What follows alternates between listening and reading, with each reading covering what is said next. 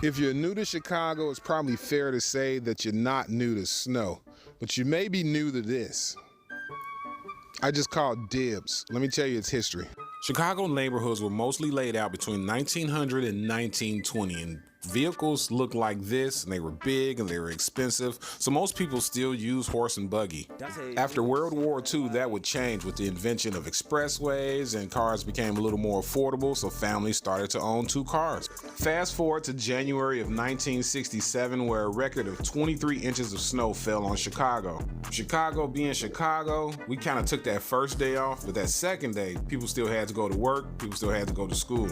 And that's when the Chicago dibs rules started. After digging out 23 inches of snow, we dared you to take our parking spot. Is dibs legal? Absolutely not. It's a time-honored tradition. If you park in a spot you didn't shovel, we will bury your car. The Chicago way. Yes. I love that. Yes, yes, yes. I wholeheartedly believe in dibs. All right. So we'll get back to that. You may have come across one of these videos by Sherman Dilla Thomas, also known as the Chicago Urban Historian. His videos explore topics from the meaning behind the Chicago flag to why there's always traffic on the Kennedys. And now he could be taking his urban Chicago narrative to Netflix. Joining us now with more is Sherman Dilla Thomas. So glad you could make it in to see us this morning. Very honored to be here. Thanks for having me. So let's first start off. You could, fingers crossed, be heading to Netflix. Yeah, absolutely. So you've caught the eye of the bigwigs. Yeah, absolutely. So Chris Witowski, who produces Chicago Party Aunt, caught wind of my TikTok and Twitter feed. We became fast pals, and so you know what you do with your friends, you pitch them your ideas, right? Yeah. So I pitched him an idea, and he liked it, so he hooked me up with his partners who produced the Chicago Party Aunt. And I think at first they was like, okay, this is a nice idea, right? But can you kind of like spell it out a little more on paper? So after a quick Google search on how to do that, I did, and they liked it. They liked the treatment, right? They like how the flow of this story is going to go. And so they say, hey, can you, let's get a pilot written and let's go. Let's see what we can do. So that's kind of where we're at now with it. All right, fingers crossed for you. Yeah, and for people who might have been living under a rock and don't know how all this started, give them the background, because you've been doing this for a while now. Yeah, well, it's taken off, that's for sure. My daughter, I have an 8-year-old daughter by the name of Bailey. She's 9 now, but she was on TikTok trying to convince me to do the dances. I'm a way better historian than a dancer, but my idea was to convince her to tell the stories, and she thought that it'd be a bad idea. So I started doing it just to prove her wrong, so I could have the upper hand in the household. Of course.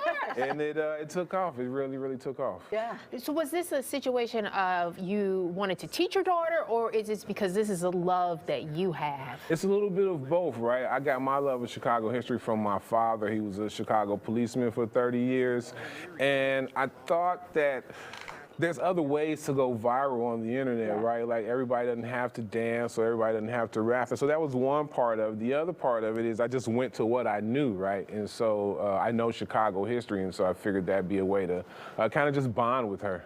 So you're a dad of 7 from 9 to 18. What do they think of your fame on TikTok? Dad is 7, because I'm gonna get in trouble, from 23 to 2. Oh, I'm sorry. Oh gosh, I was. So it's it's crazier, right?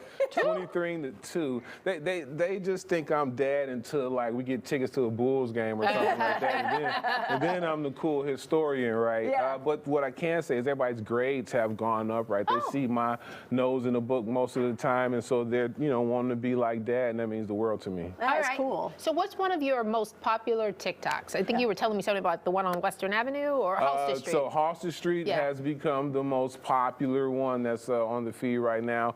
People love the Lower Wacker Drive That's one. What I was going to say, yeah. That one got a lot of views, but also sadly how our former mayor Cermak put a hit on Frank Nitti. That one got a lot of views too. Oh yeah. Did you do one that you didn't know and you recently kind of came across? Because I know you know your history. Yeah, so sometimes that happens if I'm wormholing one research, right? I'll see something else, I'm like, oh my God, I got to tell this story right now. Like, I didn't know Chicago invented Golden Gloves amateur boxing until I was doing research. Oh, I didn't know that well either. tell us a little bit about that one then. Yeah, right. So what's crazy, we're so enterprising as America's dopest city. A guy by the name of Arch Ward, who invented Major League All-Star games during the Century of Progress World's Fair, a few years before he introduced amateur boxing to the world.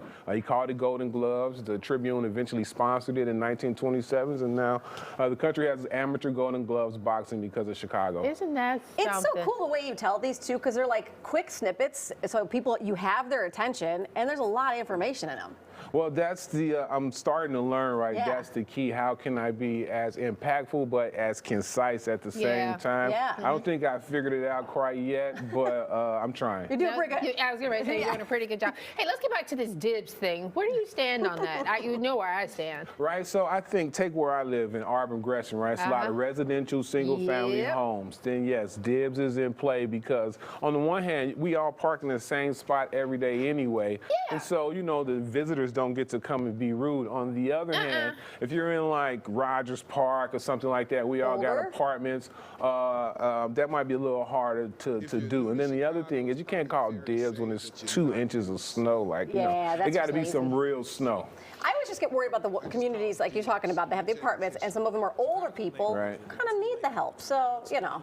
Well, the only people, in my opinion, who don't necessarily like dibs are the people who aren't into help either, right? Because while we're all outside shoveling, we know whose the old lady's car is. You're right. We shovel her car out too. So that's the other thing that really, really ignites my passion, right? Is that Chicago is an awesome place. I really seen people shovel the whole block, you know, and so we care about each other. Dibs, believe it or not, is a part of that. Yeah. Okay. That's cool. All right, That's really Sherman, cool. look at you making Chicago look good. Can't wait to Good see luck you move with the forward. Netflix. Hopefully, we'll be seeing that on Netflix soon. Come back and tell us about Oh, it. yeah, absolutely. As soon as I hear more, I'll let you guys know. And in the meantime, check me out, TikTok, Twitter, @SixFigureDilla, and ChicagoMahogany.com.